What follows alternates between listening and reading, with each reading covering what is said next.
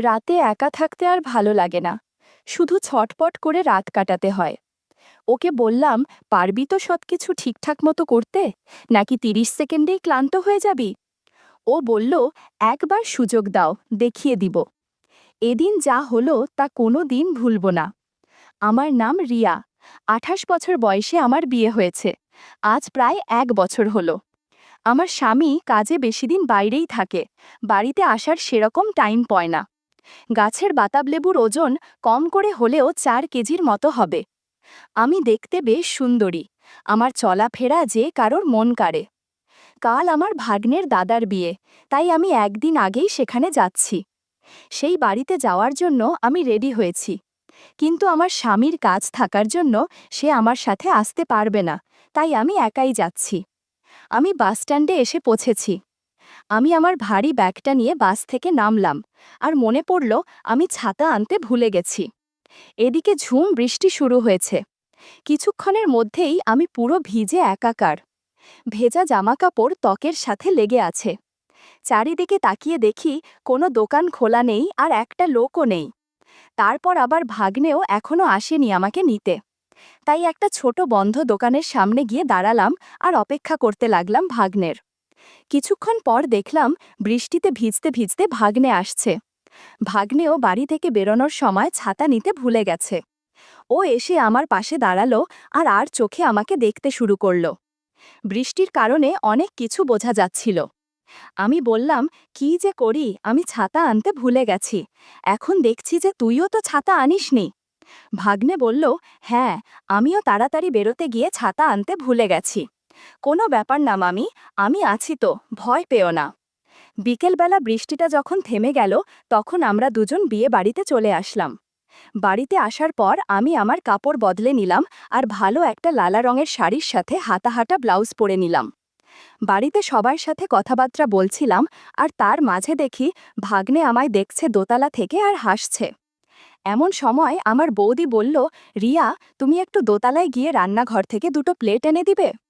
আমি বললাম, হ্যাঁ বৌদি, কোনো ব্যাপার না, আমি এক্ষুনি যাচ্ছি। আমি দোতলায় গেলাম আর দেখলাম ভাগ্নে সিঁড়ির কাছে দাঁড়িয়ে আছে।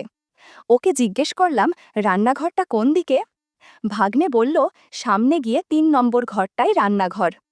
দোতলায় কেউ ছিল না, সবাই নিচে কাজে ব্যস্ত। আমি সেদিকে যেতে শুরু করলাম, আর আমার পেছন পেছন ভাগ্নেও আসছিল। ঘরের সামনে গিয়ে দেখি এটা কারো বেডরুম। পেছনে তাকাতেই দেখি ভাগ্নে আমার সামনে। ও আমার হাত ধরে ঘরের ভেতরে নিয়ে ঘরের দরজাটা লাগিয়ে দিল। আমি বললাম, এ কি করছো? ভাগ্নে বলল, আমি জানি মামা, তোমায় মোটেও ভালোবাসে না, তোমাকে সময় দেয় না, সব সময় কাজে ব্যস্ত থাকে। তুমি আর কত রাত একা ছটপট করবে? আমি বললাম, কি বলতে চাইছো তুমি? ভাগ্নে বলল, আমি তোমার সেবা করতে চাই, যা মামা করে না। ওর কথাগুলো শুনে আমি অস্বস্তিতে পড়ে গেলাম। ওকে বললাম, তাহলে তোকে পরীক্ষা দিতে হবে। আমার আবার এইটুকু কোনো কিছু ভালো লাগে না। ভাগ্নে বলল, তুমি যা বলবে আমি তাই করব। আমি বললাম, কিন্তু এখন ঠিক টাইম না এগুলো করার। সবাই বাড়িতে আছে, কেউ দেখে ফেললে মুশকিল হয়ে যাবে। ভাগ্নে বলল, কেউ আসবে না ওপরে, সবাই নিচে কাজে ব্যস্ত। আমি বললাম, আমি যদি রান্নাঘর থেকে প্লেটগুলো না নিয়ে যাই, তাহলে বৌদি উপরে চলে আসবে। ভাগ্নে বলল, আমাদেরকে কেউ দেখতে পাবে না, আমি দরজা বন্ধ করে দিয়েছি। বলার সাথে সাথেই ভাগ্নে দুটো তবলা বাজাতে শুরু করল। আমি যেন ওকে বাধা দিতে পারছি না। আমিও সাহস করে গিটার হাতে নিয়ে বাজাতে শুরু করলাম। অনেক ভালো লাগছিল আমার, অনেক বছর পর আনন্দ করছি।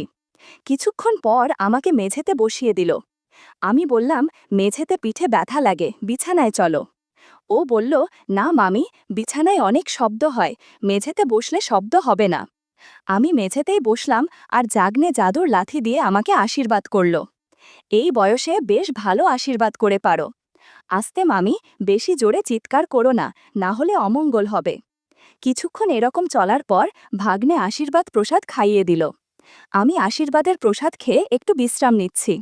ভাগ্নে বলল, এখন কি সুস্থ লাগছে মামি? আমি বললাম, কত বছর পর যে সুস্থ লাগছে তোমাকে বোঝাতে পারবো না। এরপর আমি সবকিছু ঠিক করে নিলাম আর ঘর থেকে বেরিয়ে চলে গেলাম। তারপর রান্নাঘর থেকে প্লেটগুলো নিয়ে বৌদির কাছে যেতেই বৌদি বলল, এত সময় লাগে নাকি প্লেট আনতে? আমি বললাম, না মানে আমি রান্নাঘর খুঁজে পাচ্ছিলাম না, তাই দেরি হলো।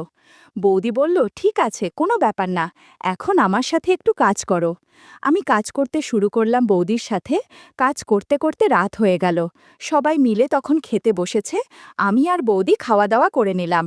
তারপর বৌদি আমাকে আমার শোবার ঘর দেখিয়ে দিল, যেটা ছিল ভাগ্নের ঘরের পরের ঘরটা। ঘরটি বেশ ছোট ছিল।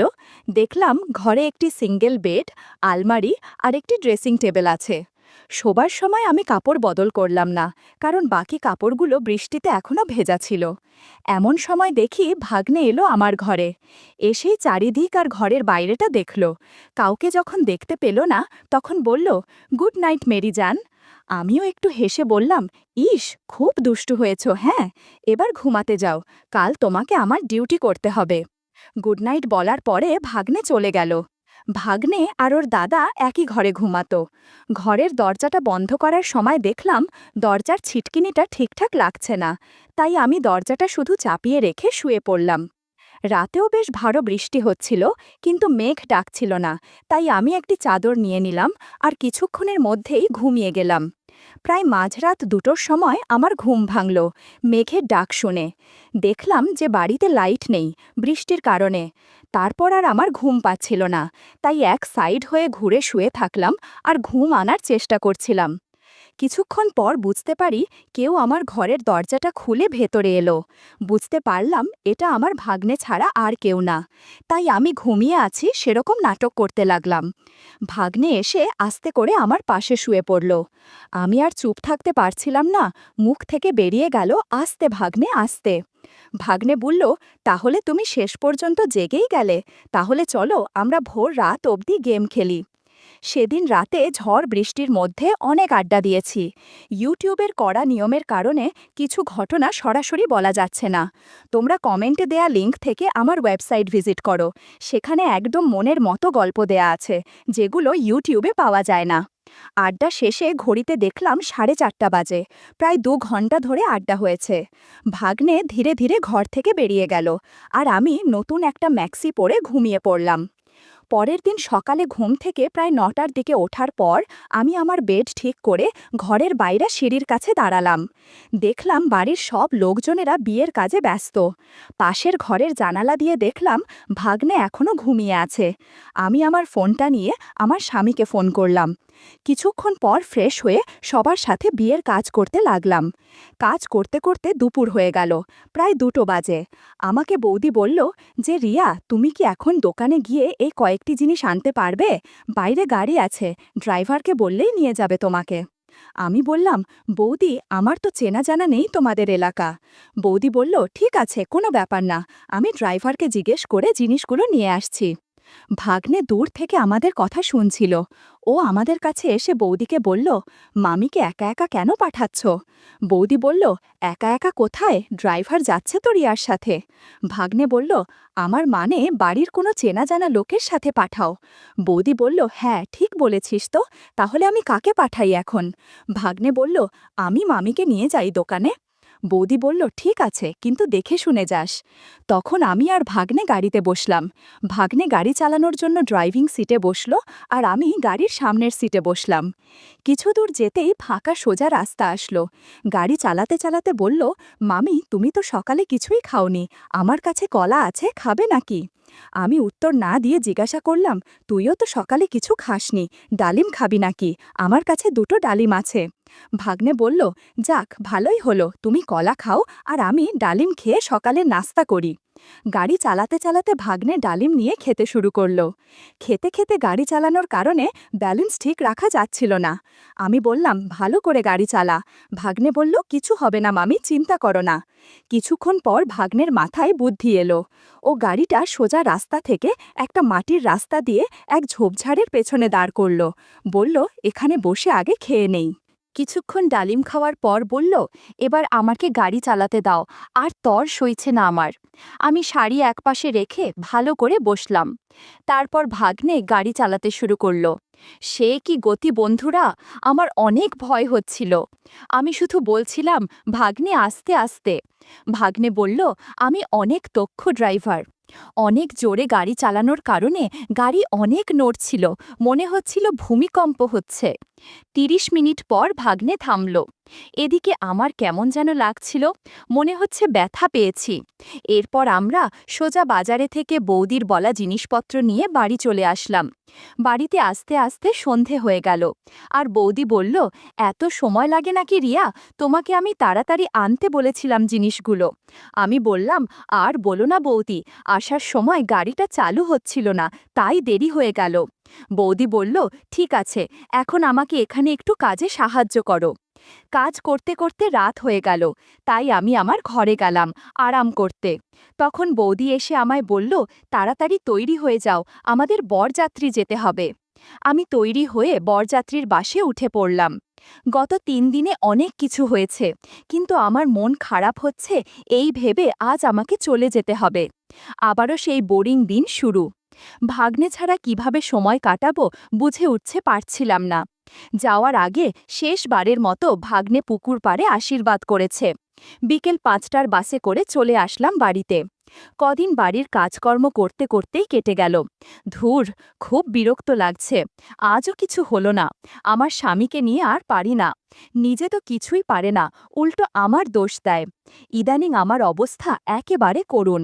ঘরের শশা বেগুন খেয়ে আর কতদিন পার করব। ভাগ্নের সাথে কাটানো সময়গুলো খুব মিস করছি। আমাদের পাশের বাড়িতে আমার বান্ধবী বেবি থাকে। বেবির সাথে আমার খুব বন্ধুত্ব। বেবিরও আমার মতো একই অবস্থা। দুজনের স্বামী হয়েছে একই ধরনের। কিন্তু এভাবে পাড়ায় আর কাকে ডাকব? লোকলজ্জার ভয়ে কিছু বলতে পারি না। আমরা ২ বান্ধবী মনের দুঃখে গল্প করি।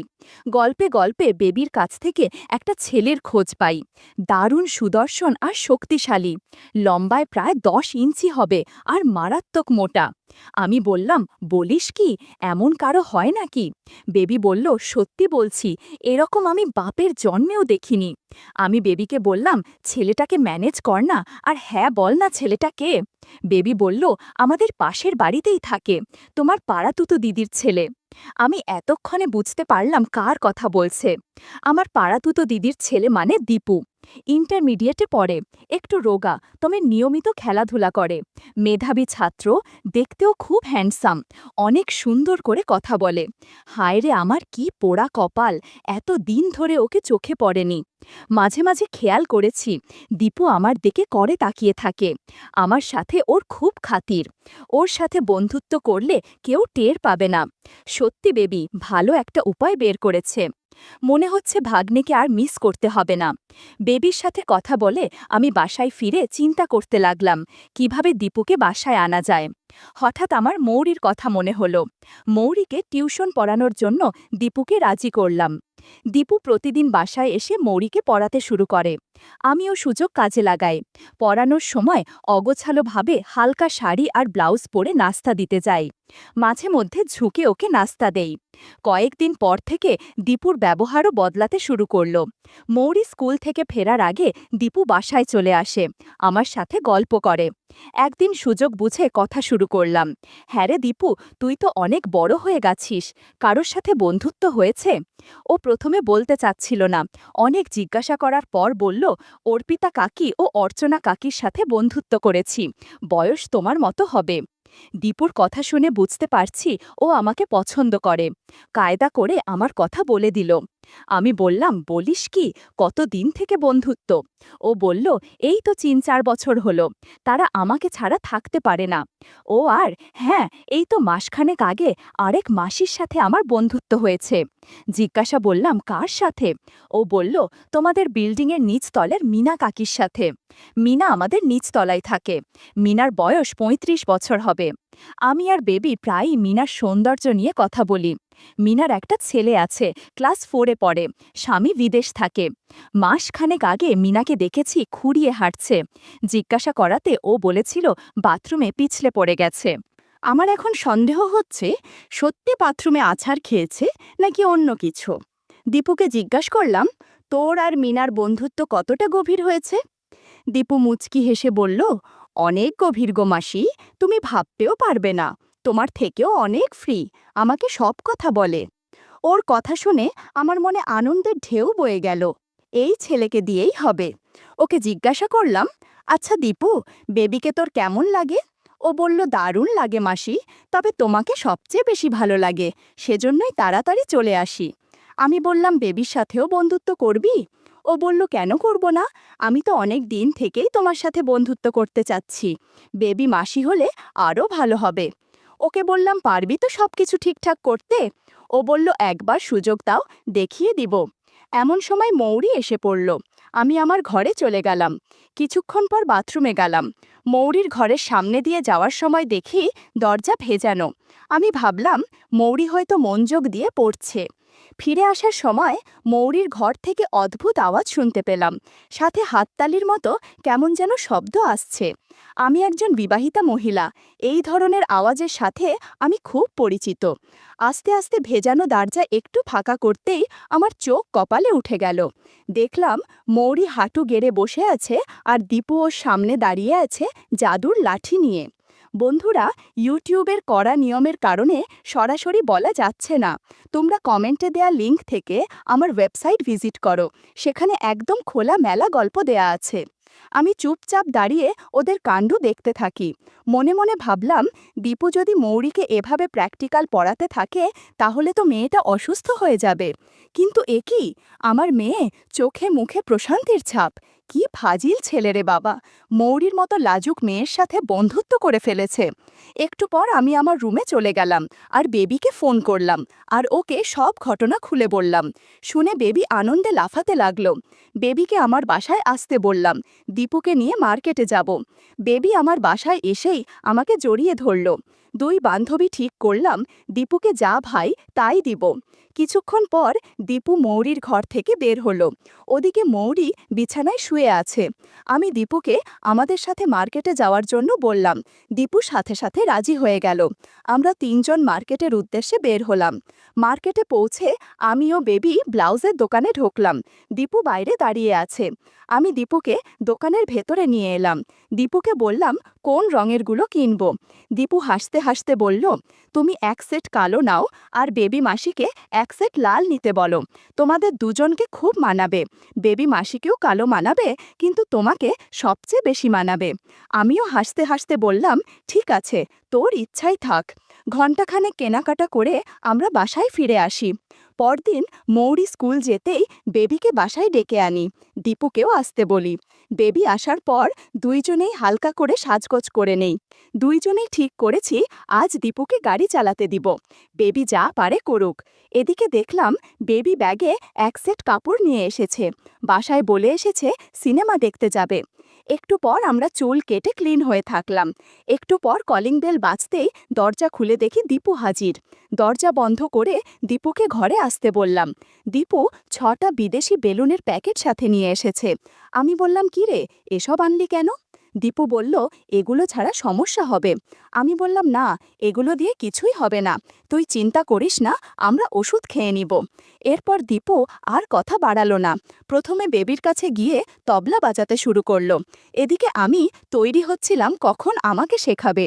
1 ঘন্টা বেবিকে গান শেখানোর পর বলল, একবার তুমি রেডি হও। সেদিন সারা বাড়িতে শুধু আমাদের চেঁচামেচির শব্দই শোনা যাচ্ছিল। দীপুর কারণে আমি ভাগ্নের কথা একদম ভুলে গেছি। দেখতে দেখতে দুপুর 1টা বেজে গেছে। ওদিকে আবার মৌরির স্কুল ছুটি হয়ে যাবে। আমি আর বেবি কোনোভাবেই দাঁড়াতে পারছিলাম না। তবুও দীপুর সাপোর্টে উঠে দাঁড়ালাম। এরপর দীপু বাথরুমে চলে গেল। আমি ঘর গোছাতে শুরু করলাম। একটু পর দীপু এসে বলল, কি ব্যাপার, আজকের মতো এ পর্যন্তই নাকি? বেবি বলল, না বাবা, আমি আর নেই, আমি এখন বাসায় যাব। দীপু, তুই আমাকে বাসায় পৌঁছে দিয়ে আয়। এরপর বেবি নতুন এক সেট জামাকাপড় পরে দীপুর সাথে বাড়ির পথে হাঁটা দিল। আর আমি স্নান সেরে রান্নাঘরে চলে গেলাম হাঁড়িতে ভাত বসাতে। চুলোয় আগুন জ্বলছে আর আমি ভাবছি, এখন জীবনে আর কোনো আফসোস নেই। যখন ইচ্ছে হবে দীপুকে বাড়িতে আসতে বলবো।